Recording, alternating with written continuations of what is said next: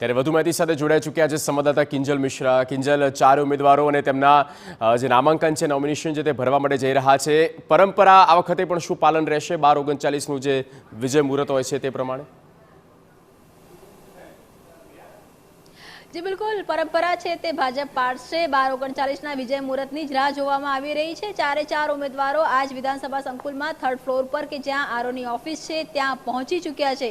अने जगदीश, ज्यारे जीत थती होय छे, आज ज्यारे जेपी नड्डाए बात करी कि आ जनसंघनो एक समय हतो के ज्यारे देश में मात्र 1 के 2 बेठको हती ते आवती हती अने चूंटणी लड़ता हता त्यारे डिपोजिट बची जाए तो पण खुशी मनावता हता। अने त्यांथी ज्यारे भाजप हवे ज्यारे एक बेठक जती रहती होय छे तो तेनुं एनालिसिस करती होय छे એટલે કે 3 જેટલી પેઢી છે તે કપી ગઈ છે। એટલે જે પોતાની વાત હતી તે સંઘર્ષની વાત હતી, ભાજપના સંઘર્ષની વાત હતી તે કરી હતી। તો બીજી તરફ જે રીતે સીએમ ભૂપેન્દ્ર પટેલે પણ કહ્યું કે રાષ્ટ્રીય નેતૃત્વ જ્યારે ગુજરાતમાંથી હવે પ્રતિનિધિત્વ મળી રહ્યું છે ત્યારે તે એક બળ છે તે જાતે પણ ગુજરાતને મળવાનું છે।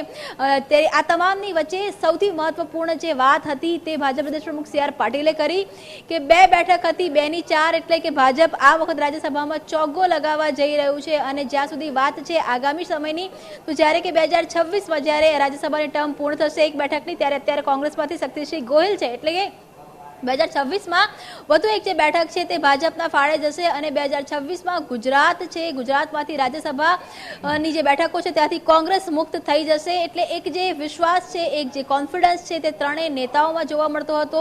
જેપી નડ્ડાએ સ્વાભાવિક રીતે પોતાની વાતને પોતાને સૌભાગ્યશાળી બતાવ્યું કેમ કે ગુજરાત નરેન્દ્ર મોદીની કર્મભૂમિ છે, દેશના વડાપ્રધાન અને ત્રીજી વખતે વડાપ્રધાન બનશે તેવો વિશ્વાસ ભાજપ દ્વારા વ્યક્ત કરવામાં આવ્યો છે। ત્યારે ભૂપેન્દ્ર પટેલની વાત કરવામાં આવે કે ભાજપ પ્રદેશ પ્રમુખ સી આર પાટીલની વાત કરવામાં આવે કે કેન્દ્રીય રાષ્ટ્રીય પ્રમુખ રાષ્ટ્રીય અધ્યક્ષ જેપી નડ્ડાની વાત કરવામાં આવે, ત્રણેય ગુજરાત અને દેશની વાત હતી તે કરી હતી।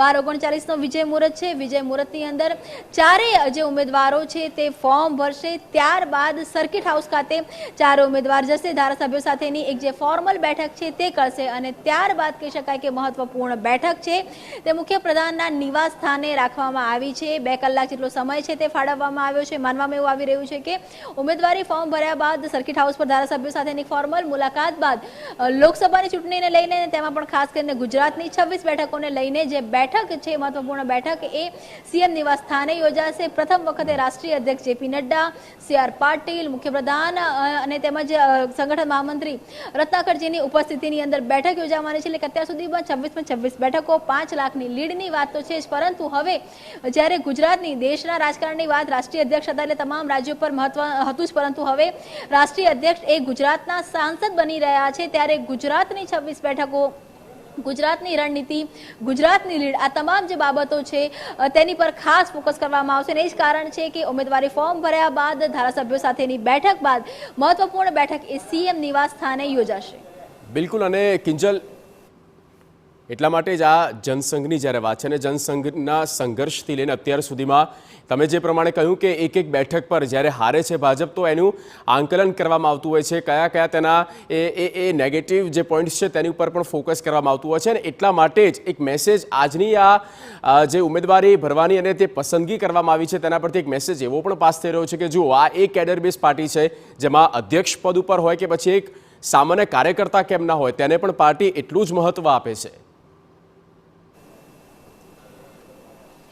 जी बिल्कुल, आ मैसेज न मात्र हमेशा जो एक जगदीश एवं जोवा मळतो होय छे के गुजरात पर ज गुजरातमां ज भाजप प्रयोग करती होय छे, गुजरातमां ज भाजप सरप्राइज पण आपती होय छे અને ગુજરાતમાં જ ભાજપના કેટલાક શોકિંગ એલિમેન્ટ પણ હોય છે।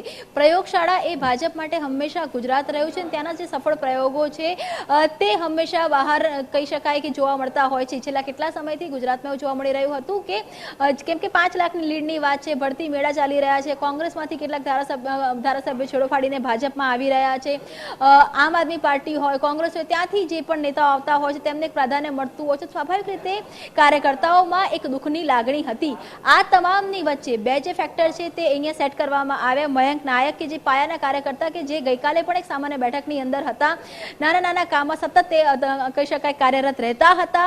એક પાયાના કાર્યકર્તાને જે રીતે રાજ્યસભાની બેઠક માટેની ઉમેદવારી ફોર્મ ભરાવાનું છે અને તે જાણ પણ તેમને જ્યારે બેઠકમાં હતા ત્યારે કરવામાં આવી છે। એટલે કે કાર્યકર્તાનું જે મહત્વ છે તે બતાવવામાં આવ્યું છે. અને એ કારણથી જે અન્ય કાર્યકર્તાઓ હતા એક જે પોઝિટિવ ઇફેક્ટ અથવા પોઝિટિવ વાઇબ્સ થાય છે તે પણ થઈ રહી છે. અને એની તમામની સાથે જે રીતે આપ જુઓ કે કોંગ્રેસમાંથી સોનિયા ગાંધીને રાજસ્થાનમાં રાજ્યસભાના ઉમેદવાર તરીકે ફોર્મ ભર્યું છે, તો ભાજપની વાત કરવામાં આવે તો રાષ્ટ્રીય અધ્યક્ષનું એક અલગ મહત્વ હોય છે. રાષ્ટ્રીય અધ્યક્ષને ગુજરાતમાંથી ફોર્મ ભરાઈને પણ એક જે મેસેજ છે ગુજરાતનો એક અલગ મહત્વ છે એ પણ એક મેસેજ આપવાનો પ્રયાસ કરવામાં આવ્યો છે. અને રાષ્ટ્રીય અધ્યક્ષની અધ્યક્ષતા દેશભરમાં રહેશે, પરંતુ લોકસભામાં સીધું જે ધ્યાન છે તે પીએમની વાત કરવામાં આવે, કેન્દ્રીય ગૃહમંત્રીની વાત કરવામાં આવે, ભાજપ પ્રદેશ પ્રમુખની વાત કરવામાં આવે, તેની સાથે જ રાષ્ટ્રીય અધ્યક્ષ પણ ગુજરાતની ગતિવિધિ સાથે સીધા કાર્યરત રહેશે તે પણ એક મેસેજ આપવાનો પ્રયાસ કરાયો છે.